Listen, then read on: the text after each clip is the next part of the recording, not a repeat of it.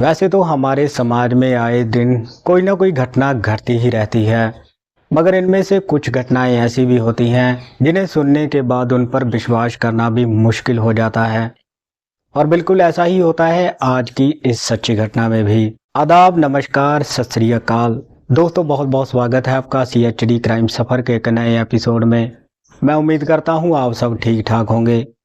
दोस्तों, आज की जो सच्ची घटना मैं आपको सुनाने जा रहा हूँ वो राजस्थान प्रदेश से है।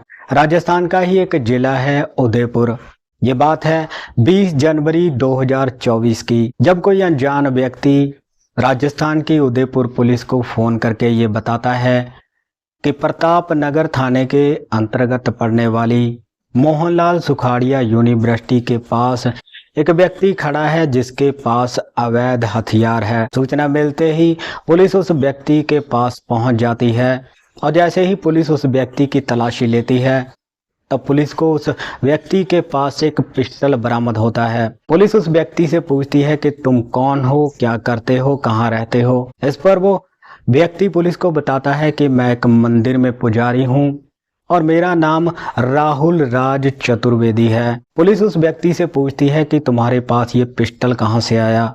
तब वो पुजारी पुलिस को बताता है कि ये पिस्टल तो मुझे कई साल पहले कोई अनजान व्यक्ति देकर चला गया था। मुझे नहीं पता कि वो कौन है, कहाँ पे रहता है। और पुलिस अभी उस पुजारी से पूछताछ कर ही रही होती है, तभी उस पहले वाले व्यक्ति का फ़ोन पुलिस के पास आता है और वो पुलिस से कहता है कि आप इस पुजारी से पूछिए कि इसकी गर्लफ्रेंड कहाँ है। और पुलिस जैसे ही ये सवाल उस पुजारी से करती है कि तुम्हारी गर्लफ्रेंड कहाँ है, तब मानो उस पुजारी के पैरों तले से जमीन ही गायब हो जाती है। कुछ पलों के लिए वो इस सोच में पड़ जाता है कि भला इस बात का किसी को कैसे पता चला। इसके बाद पुलिस उससे पूछताछ करती है और वो पुजारी जब अपने राज का खुलासा करता है और जैसे ही ये खबर सोशल मीडिया और अखबारों द्वारा लोगों तक पहुंचती है तब पूरे राजस्थान के लोग ही हैरान थे। लोग आपस में ये बातें कर रहे थे कि भला कैसे एक मंदिर का पुजारी ही इतनी नीच और घटिया हरकत को अंजाम दे सकता है। दोस्तों, आज की ये कहानी एक मंदिर के पुजारी और उसकी गर्लफ्रेंड की है। आज की ये कहानी राजस्थान के जिला उदयपुर की है। उदयपुर में ही एक इलाका पड़ता है देहली गेट, वहीं पर एक हनुमान मंदिर है। इस घटना की शुरुआत होती है 29 मई 2019 को, जब मंदिर का पुजारी मंदिर के गेट से बाहर आता है और देखता है कि एक महिला अपने 2 बच्चों के साथ खड़ी थी।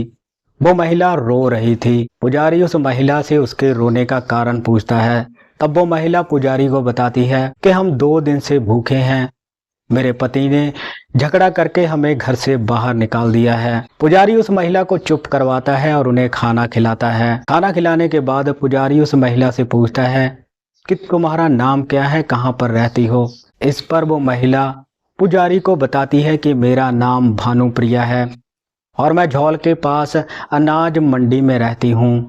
मेरा पति आए दिन मेरे साथ झगड़ा करके मुझे घर से बाहर निकाल देता है। अब मुझे समझ में नहीं आ रहा है कि मेरा सहारा कौन बनेगा, मैं कहाँ जाऊंगी। इसके बाद पुजारी उस महिला को उदयपुर से 60 किलोमीटर दूर राजस्थान में लेकर चला जाता है, जहाँ पर वो एक किराए के घर में रहता था।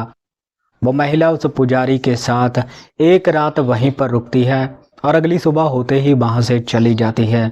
इसके बाद तो जब भी उस महिला का पति झगड़ा करके उसे घर से बाहर निकालता था तब वो महिला उस पुजारी के पास पहुंच जाया करती थी और ये दोनों शारीरिक संबंध भी बनाते थे। पर एक दिन भानुप्रिया का झगड़ा अपने पति के साथ इतना ज़्यादा बढ़ जाता है और उसका पति भानुप्रिया से कहता है कि मेरे बच्चों को मेरे पास छोड़ दो, तुम्हें जहाँ जाना है चली जाओ, मगर अब एक पल भी मैं तुम्हारे साथ नहीं रह सकता। इसके बाद जब भी भानुप्रिया का मन करता था तब वो उस पुजारी के पास मिलने के लिए चली जाया करती थी। दरअसल भानुप्रिया के रिश्ते अपने मायके वालों के साथ भी कुछ ठीक नहीं थे।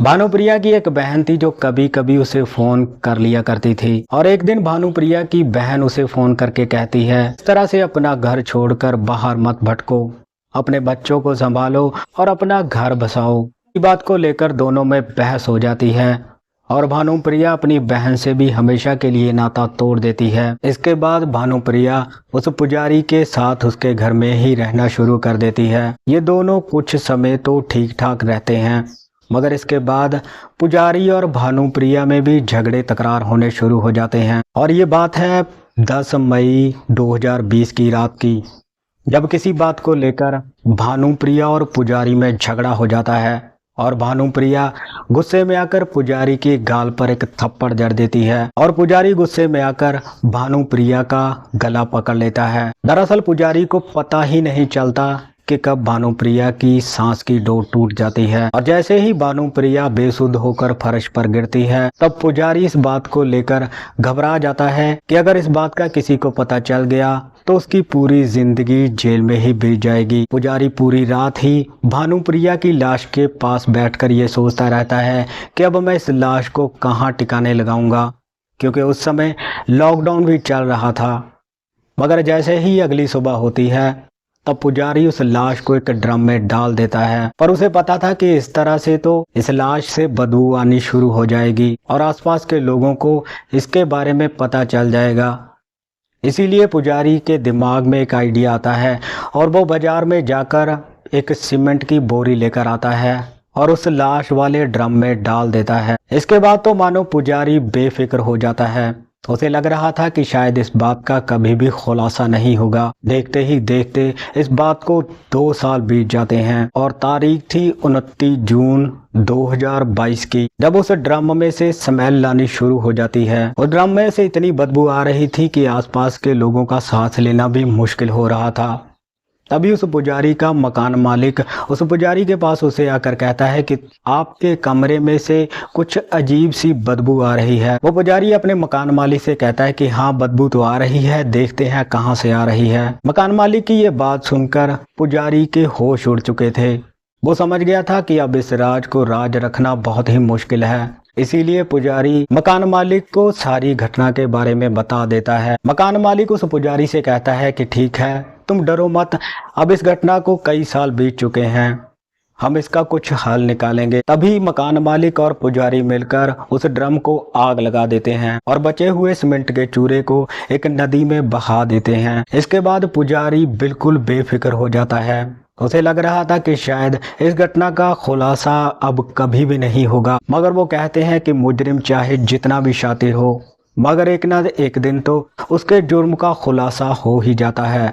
और इस घटना में भी बिल्कुल ऐसा ही होता है। जब एक दिन वो पुजारी यूनिवर्सिटी के पास बाहर खड़ा होता है, तभी कोई व्यक्ति पुलिस को ये सूचना देता है कि पुजारी के पास अवैध हथियार है।